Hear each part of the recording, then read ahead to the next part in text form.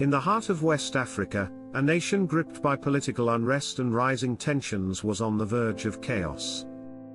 President Traoré, who had held power for over a decade, stood firm against growing opposition from both within the country and beyond. His authoritarian regime had long been criticized by the West, but Traoré had cultivated strategic alliances and a stronghold over the nation's resources. It was late in the evening when a top-secret meeting took place in a high-rise building in Paris. A small group of powerful figures, diplomats, and intelligence officers sat around a sleek, oval table. Their conversation was hushed, yet the weight of their words echoed like thunder.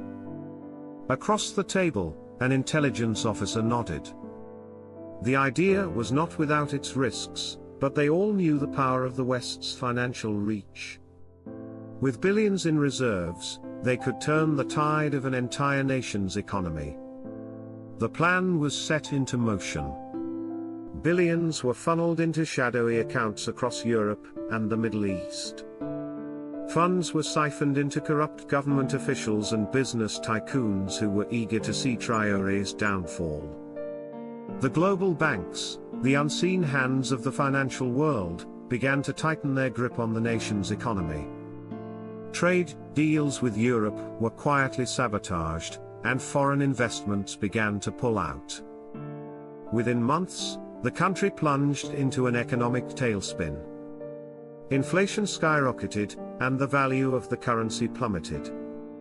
Traoré tried to maintain control, but the pressure was overwhelming. He called for rallies and speeches, but the streets were empty. The media, once loyal, turned hostile as the financial crisis took its toll on the everyday citizen. People who had once supported him began to lose faith.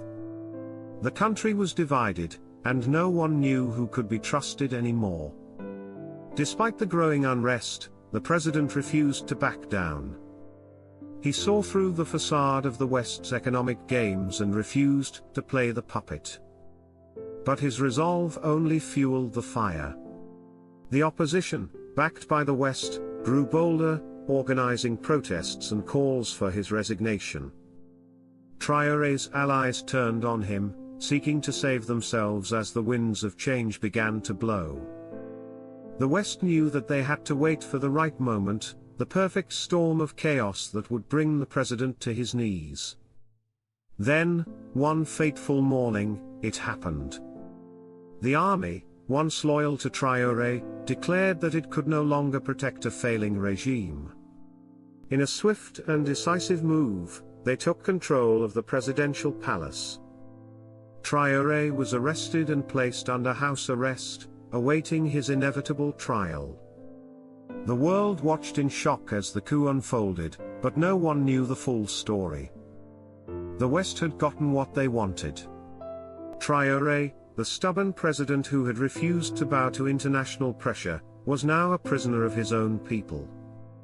The billions that had poured into the nation's economic system, the quiet maneuvering of power, the manipulation of trade, all were part of a silent coup, a political game played by those who held the strings of the global economy.